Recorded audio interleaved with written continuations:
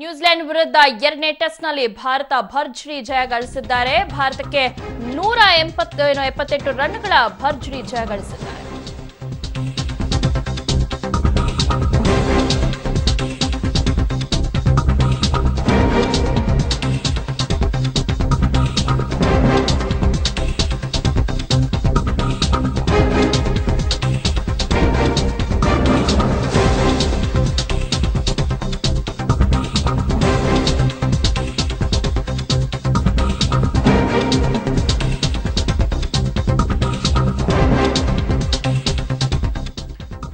New Zealand ವಿರುದ್ಧ ಎರಡನೇ ಟೆಸ್ಟ್ನಲ್ಲಿ ಭಾರತ ಭರ್ಜರಿ ಜಯ ಗಳಿಸಿದ್ದಾರೆ. ಭಾರತಕ್ಕೆ 178 ರನ್ಗಳ ಭರ್ಜರಿ ಜಯನ ಗಳಿಸಿದ್ದಾರೆ. ಟೆಸ್ಟ್ ಕ್ರಿಕೆಟ್ನಲ್ಲಿ ಟೀಂ ಇಂಡಿಯಾಗೆ ಮತ್ತೆ ನಂಬರ್ 1 ಪಟ್ಟ. ಈಡನ್ ಗಾರ್ಡನ್ನಲ್ಲಿ ಪಂದ್ಯ ಗೆದ್ದು ಭಾರತ ನಂಬರ್ 1 ಪಟ್ಟಕ್ಕೇರಿದೆ. 3 ಟೆಸ್ಟ್ಗಳಲ್ಲಿ 2 ಟೆಸ್ಟ್ ಗೆದ್ದು ಸರಣಿ ಕೈವಶ ಮಾಡಿಕೊಂಡಿದ್ದಾರೆ.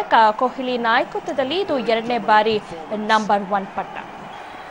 ನ್ಯೂಜಿಲೆಂಡ್ ವಿರುದ್ಧ ಎರಡನೇ ಟೆಸ್ಟ್ನಲ್ಲಿ ಭಾರತಕ್ಕೆ ಭರ್ಜರಿ ಗೆಲುವು ಸಿಕ್ಕಿದೆ. ಭಾರತಕ್ಕೆ 178 ರನ್ಗಳ ಭರ್ಜರಿ ಗೆಲುವು ಸಿಕ್ಕಿದೆ. ಟೆಸ್ಟ್ ಕ್ರಿಕೆಟ್ನಲ್ಲಿ ಟೀಂ ಇಂಡಿಯಾಗೆ ಮತ್ತೆ ನಂಬರ್ 1 ಪಟ್ಟ. ಈಡನ್ ಗಾರ್ಡನ್ ಪಂದ್ಯ ಗೆದ್ದು ಈಗ ಭಾರತ ನಂಬರ್ 1 ಪಟ್ಟಕ್ಕೇರಿದೆ. 3 ಟೆಸ್ಟ್ಗಳಲ್ಲಿ 2 ಟೆಸ್ಟ್ ಗೆದ್ದು ಈಗ ಭಾರತ ಪಾಲಿಗೆ ಸರಣಿ ಕೈವಶ ಆಗಿದೆ. ಕೊಹ್ಲಿ ನಾಯಕತ್ವದಲ್ಲಿ ಟೆಸ್ಟ್ನಲ್ಲಿ ಏನಿದು ಭಾರತಕ್ಕೆ ಎರಡನೇ ಬಾರಿ ನಂಬರ್ 1. ಈ ಬಗ್ಗೆ ಇನ್ನಷ್ಟು ಮಾಹಿತಿಯನ್ನ ನೀಡ್ತಾರೆ ನಮ್ಮ ಸ್ಪೋರ್ಟ್ಸ್ ರಿಪೋರ್ಟರ್ ಮಂಜುನಾಥ್. ನ್ಯೂಜಿಲೆಂಡ್ ವಿರುದ್ಧ ಎರಡನೇ ಟೆಸ್ಟ್ನಲ್ಲೂ ಕೂಡ ಭಾರತಕ್ಕೆ ಭರ್ಜರಿ ಗೆಲುವು ಸಿಕ್ಕಿದೆ. ಜೊತೆಗೆ ಮತ್ತೆ ನಾವು ನಂಬರ್ 1 ಭಾರತ ಈಗ ನಂಬರ್ 1 ಪಟ್ಟಕ್ಕೆ ಏರಿದೆ. ಎಲ್ಲೋ ಒಂದ್ ಕಡೆ ಇಂಡಿಯನ್ ಟೀಮ್ ಮತ್ತೆ ಸ್ಟ್ರಾಂಗ್ ಆಗಿ ಈ ಟೆಸ್ಟ್ ಮ್ಯಾಚ್ ನಲ್ಲಿ ಪ್ರೂವ್ ಮಾಡಿದ್ದಾರೆ. ಹೇಗಿತ್ತು ಭಾರತ ಬ್ಯಾಟಿಂಗ್, ಬೌಲಿಂಗ್ ಮತ್ತು ಫೀಲ್ಡಿಂಗ್? ಖಂಡಿತ ದಿವ್ಯಾ, ಮೊದಲಿಗೆ ಕ್ರಿಕೆಟ್ ಕಾಶಿ ಕೋಲ್ಕತ್ತಾದಲ್ಲಿ ಟೀಮ್ ಇಂಡಿಯಾ ಒಂದು ಐತಿಹಾಸಿಕ ಸಾಧನೆ ಮಾಡಿದೆ ಅಂತಾನೆ ಹೇಳ್ಬೋದು. ಮತ್ತೆ ಎರಡನೇ ಬಾರಿಗೆ ಕಳೆದ ಕೊಹ್ಲಿ ಒಂದು ನಾಯಕತ್ವ ಪಡೆದುಕೊಂಡು ಕೇವಲ 2 ವರ್ಷಗಳಷ್ಟೇ ಕಳೀತಾ ಇದೆ. ಅದರಲ್ಲಿ 2 ಬಾರಿ ನಂಬರ್ 1 ಪಟ್ಟವನ್ನು ಪಡ್ಕೊಂಡಿರೋದು ಈ ಒಂದು ಸಾಧನೆ ಅಂತಾನೆ ಹೇಳ್ಬೇಕು. ನಂತರ ಇನ್ನು ಮ್ಯಾಚ್ ವಿಚಾರದಲ್ಲಿ ನಾವು ಹೇಳೋದಾದ್ರೆ ನ್ಯೂಜಿಲೆಂಡ್ ನ ಎರಡನೇ ಇನ್ನಿಂಗ್ಸ್ ನಲ್ಲಿ 197 ರನ್ಗಳಿಗೆ ಕಟ್ಟಿ ಹಾಕುವ ಮುಖಾಂತರ 178 ರನ್ಗಳ ಒಂದು ಭರ್ಜರಿ ಗೆಲುವನ್ನ ಸಾಧಿಸುವ ಮುಖಾಂತರ ಒಂದು ಸರಣಿಯನ್ನ ಕೈವಶ ಮಾಡಿಕೊಂಡಿರುವಂತ 3 ಟೆಸ್ಟ್ ಪಂದ್ಯಗಳಲ್ಲಿ 2 ಟೆಸ್ಟ್ ಪಂದ್ಯವನ್ನ ಸತತವಾಗಿ ಗೆದ್ದುಕೊಂಡಂತಹ ಭಾರತ ಕೊಹ್ಲಿ ಪಡೆ ಸರಣಿಯನ್ನ ಕೈವಶ ಮಾಡ್ಕೊಂಡಿರುವಂತದ್ದು. ಇದರಲ್ಲಿ ಪ್ರಮುಖವಾಗಿ ನಾವು ಒಂದು ಗಮನಿಸುವಂತಹ ಅಂಶ ಅಂತಂದ್ರೆ ದಿವ್ಯಾ ಅಂತಂದ್ರೆ ಇದು ಸ್ಪಿನ್ನರ್ಗಳು ಮತ್ತು ವೇಗದ ಬೌಲರ್ಗಳು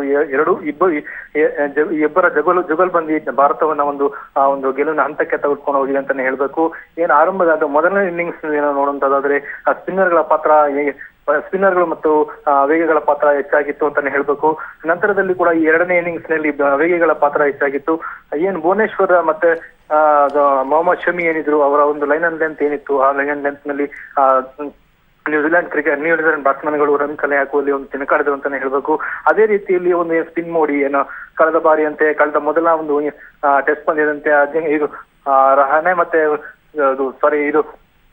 ಜಡೇಜಾ ಮತ್ತು ಅಶ್ವಿನ್ ಸ್ಪಿನ್ ಮೋಡಿ ಇಲ್ಲಿ ಕೂಡ ವರ್ಕೌಟ್ ಆಗಿದೆ. ಹಾಗಾಗಿ ಒಂದು ಸರಣಿ ಗೆಲ್ಲೋಕೆ ಅವಕಾಶ ಆಗಿದೆ ದಿವ್ಯಾ. ಈ 2 ಟೆಸ್ಟ್ ಮ್ಯಾಚ್ ಕೂಡ Kohli captainship one of the best captain ಅಂತ ಕೂಡ ಪ್ರೂವ್ ಮಾಡ್ತಾ ಇದ್ದಾರೆ ಕೊಹ್ಲಿ ಅವರು. ಏನ್ ಹೇಳ್ತೀರಾ ಮಂಜುನಾಥ್ ಕೊಹ್ಲಿ ಕ್ಯಾಪ್ಟನ್ಶಿಪ್?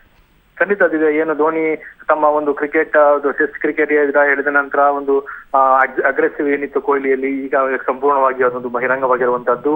ವಿದೇಶದಲ್ಲಿ ಮೊದಲನೇ ಬಾರಿಗೆ ನಂಬರ್ 1 ಪಟ್ಟವನ್ನ ಗಳಿಸಿಕೊಂಡಂತಹ ಕೊಹ್ಲಿ ತನ್ನ ನಾಯಕತ್ವದಲ್ಲಿ ನಂಬರ್ 1 ಪಟ್ಟವನ್ನ ಗಳಿಸಿಕೊಂಡಿದ್ರು. ಆಗ ಈಗ ತವರಿನಲ್ಲೇ ಒಂದು ಪಟ್ಟವನ್ನ ಗಳಿಸಿಕೊಳ್ಳುವ ಮುಖಾಂತರ ನಾನು ಬಲಿಷ್ಠವಾದಂತ ಒಂದು ತಂಡ ಕಟ್ಟಕ್ಕೆ ಮುಂದಾಗಿದ್ದಾನೆ ಅಂತಾನೆ ಹೇಳ್ಬೇಕು. ಈ ಮುಖಾಂತರ ಕೊಹ್ಲಿ ತನ್ನ ತಂಡವನ್ನ ಬಲಿಷ್ಠಪಡಿಸ್ಕೊಂತಾ ಇದ್ದಾರೆ ದಿವ್ಯಾ. ಇನ್ನು ಅನಿಲ್ ಕುಂಬ್ಳೆ, ಈಗ ನಾವು ಇಷ್ಟು ದಿನ ಅವ್ರನ್ನ ಒಳ್ಳೆ ಸ್ಪಿನ್ ಬೌಲರ್ ಆಗಿ ನೋಡಿದ್ವಿ, ಇವಾಗ ಕೋಚ್ ಆಗಿ ಕಾರ್ಯನಿರ್ವಹಿಸ್ತಾ ಇದ್ದಾರೆ ಇಂಡಿಯನ್ ಟೀಮ್ಗೆ. ಏನ್ ಹೇಳ್ತೀರಾ ಅವರ ಕೋಚ್ ಇದ್ರ ಬಗ್ಗೆ? ಖಂಡಿತ ಎಲ್ಲೋ ಒಂದ್ ಕಡೆ ಇದು ಕೂಡ ಒಂದು ಪ್ಲಸ್ ಪಾಯಿಂಟ್ ಅಂತಾನೆ ಹೇಳ್ಬೇಕು ಭಾರತದ ಬೌಲರ್ಸ್ ಗಳಿಗೆ ಮತ್ತು ಟೀಮ್ ಇಂಡಿಯಾಗೆ ಆಲ್ ಓವರ್ ಬ್ಯಾಟಿಂಗ್ ಇರ್ಬೋದು, ಬೌಲಿಂಗ್ ಇರ್ಬೋದು, ಫೀಲ್ಡಿಂಗ್ ಇರ್ಬೋದು. ಯಾಕಂತಂದ್ರೆ ಅವ್ರು ಎಲ್ಲಾ ವರ್ಗದಲ್ಲೂ ಕೂಡ ಕೆಲಸ ಮಾಡಿದ್ದಾರೆ. IPL ಅಲ್ಲಿ ಒಂದು ಮೆಂಟರ್ ಆಗಿ ಒಂದು ಕೆಲಸ ಮಾಡಿದ್ರು. ಆ ನಿಟ್ಟಿನಲ್ಲಿ ನಾವು ನೋಡೋದಾದ್ರೆ ಇಲ್ಲಿ ಒಂದು ಬೌಲರ್ ಗಳಿಗೆ ಸಂಪೂರ್ಣವಾದಂತಹ ಒಂದು ಒಂದು ಆನೆಬಲ ಬಂದಿರುವಂತದ್ದು, ಅದರಲ್ಲೂ ಸ್ಪಿನ್ನರ್ ಗಳಿಗೆ ಒಂದು ಆನೆಬಲ ಬಂದಿರುವಂತದ್ದು ಟೀಮ್ ಇಂಡಿಯಾಗೆ ಒಂದು ಪ್ಲಸ್ ಪಾಯಿಂಟ್ ಇದೆಯಾ. ಧನ್ಯವಾದಗಳು.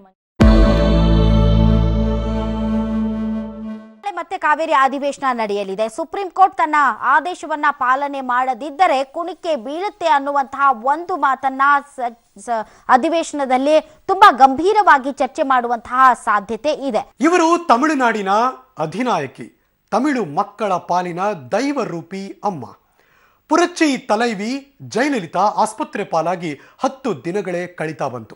ಅವರ ಆರೋಗ್ಯ ವಿಚಾರದಲ್ಲಿ ನಿತ್ಯವೂ ಕೂಡ ಹೊಸ ಆತಂಕಭರಿತ ಸುದ್ದಿಗಳು ಕೇಳಿ ಬರ್ತಾನೆ ಇದೆ. ಅಮ್ಮನ ದೇಹ ಸ್ವಾಸ್ಥ್ಯದ ಸುಸ್ಪಷ್ಟ ಮಾಹಿತಿ ಯಾರೊಬ್ಬರಲ್ಲೂ ಕೂಡ ಇಲ್ಲ.